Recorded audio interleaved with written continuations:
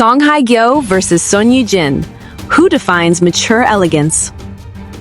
The most dangerous myth Korean entertainment ever sold us is that an actress must choose between being eternally young or eternally forgotten.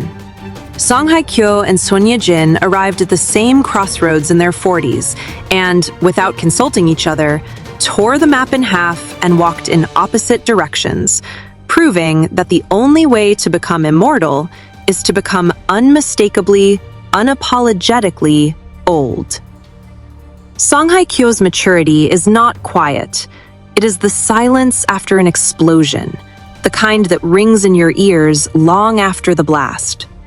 She has learned to weaponize stillness the way other actresses weaponize tears. Watch any of her recent airport appearances. No manager shoving fans away, no hurried steps, no forced finger heart for the cameras. She simply walks, head slightly bowed, hair shielding half her face like a curtain drawn against the world. And yet every single person in that terminal forgets how to breathe for 3 full seconds. That is power. Not the power of screaming, but the power of someone who has already screamed everything there is to scream and discovered the world kept spinning anyway.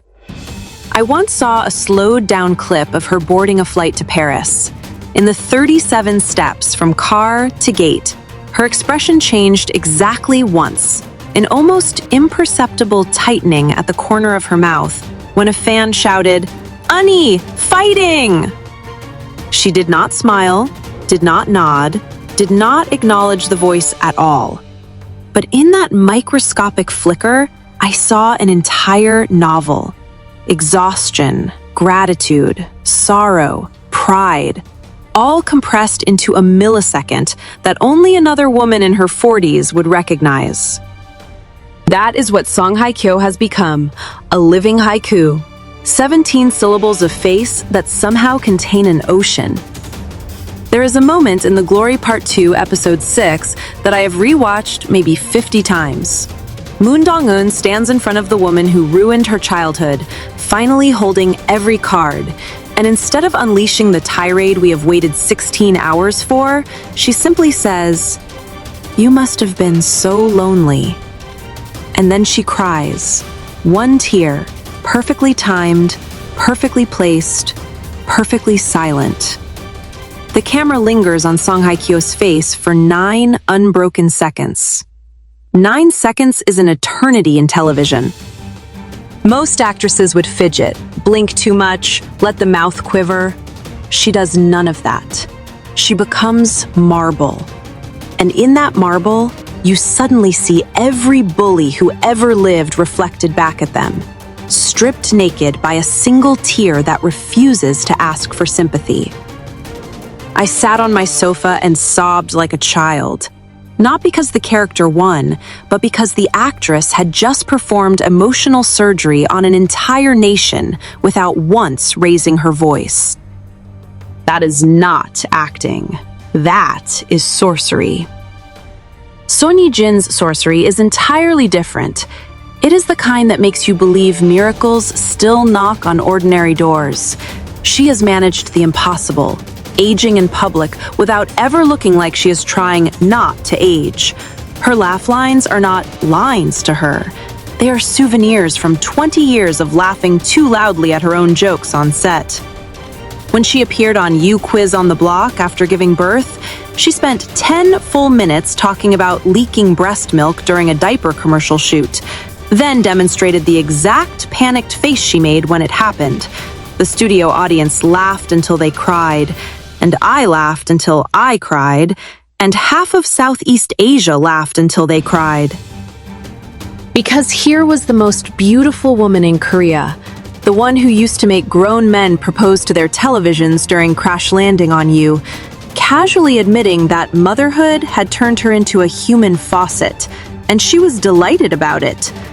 That kind of fearless joy is revolutionary in an industry that punishes women for having bodies. People who have worked with her say the same thing. On set, she is the first to crack a dirty joke, the last to leave the monitor because she wants to cheer every junior actor's take, And she never, ever lets anyone call her Sunbaenim to her face. She insists on Yejin Unnie, even from staff half her age. There is a story from the set of Something in the Rain that directors still tell like scripture. During a particularly explicit love scene, the camera rolled and she suddenly burst out laughing because the male lead's stomach growled loud enough to be picked up by the boom mic. Instead of calling cut in embarrassment, she improvised an entire conversation about late-night ramen that wasn't in the script, and the director kept it in the final edit because it felt more intimate than any scripted kiss. That is who she is now. A woman who trusts life enough to let it interrupt art and make it better. Their red carpet moments together are quietly legendary among fans who collect screenshots the way historians collect relics. The 2023 Fendi show in Seoul, when they ended up seated one row apart. Song Hye Kyo wore black velvet, hair slicked back so severely it looked wet, expression carved from obsidian. Son Ye Jin wore champagne silk that moved like water when she breathed. Hair in the middle of the show, she turned around to compliment a nervous rookie idol sitting behind her, and her smile was so bright the arena lights almost looked dim. The photographers didn't know whom to shoot. Half aimed at the statue, half at the sun. The photos that came out are studies in contrast. One woman absorbing all light, the other reflecting it back twice as strong.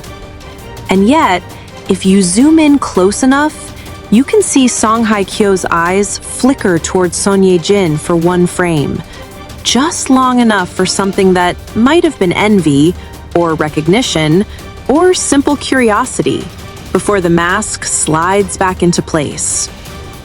I like to imagine that in that half second, they understood each other perfectly. Two queens who conquered the same kingdom by refusing to rule it the same way. Even their Instagram feeds are spiritual opposites. Song Hye Kyo posts once every 4 months, always a black and white close-up taken by Cha Eun Kyung, or a single line of poetry in French with no caption. The comments are a pilgrimage site. Fans leave heart emojis like offerings at a shrine.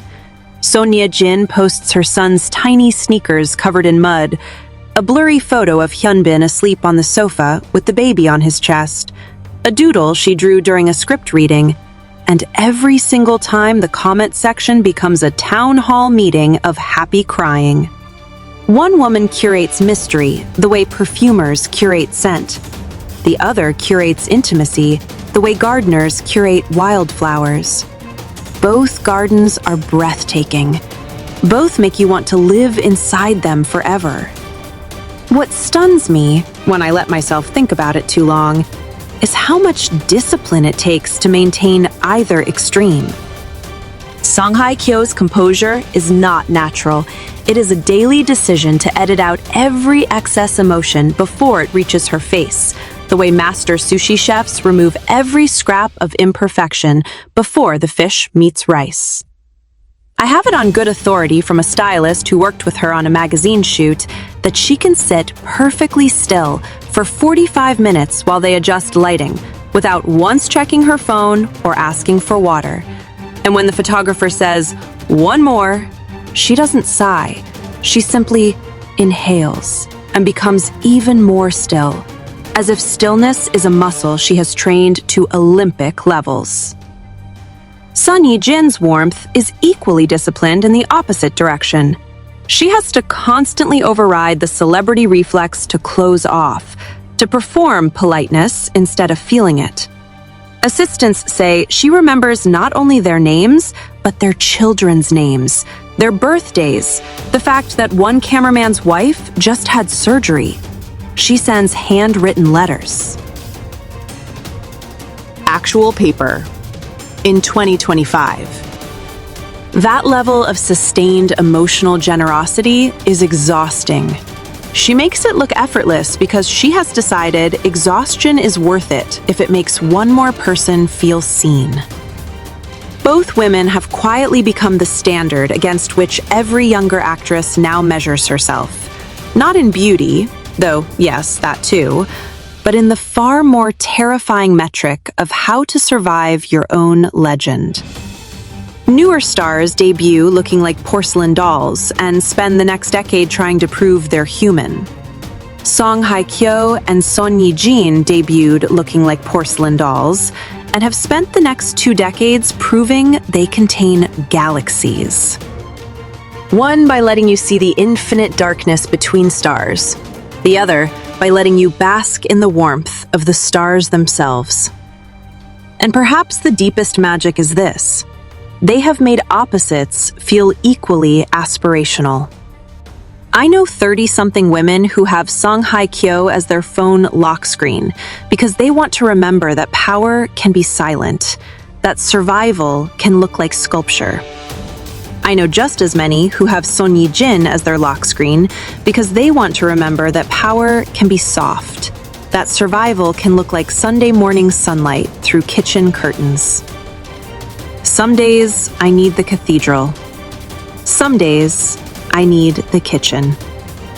Most days I need both, desperately, and I am endlessly grateful that these 2 women exist on the same timeline, holding the 2 ends of the spectrum so that the rest of us can find our place somewhere along the light. Because that is what true maturity looks like in the end, not the absence of youth, but the presence of choice. Hye Kyo chose the blade, Son Ye-jin chose the balm. Both are saving lives in entirely different ways, and both have ensured that long after the last drama OSTs fade and the magazine covers yellow, we will still be here, breathless, trying to learn how to grow old as beautifully, as differently, as courageously as they did.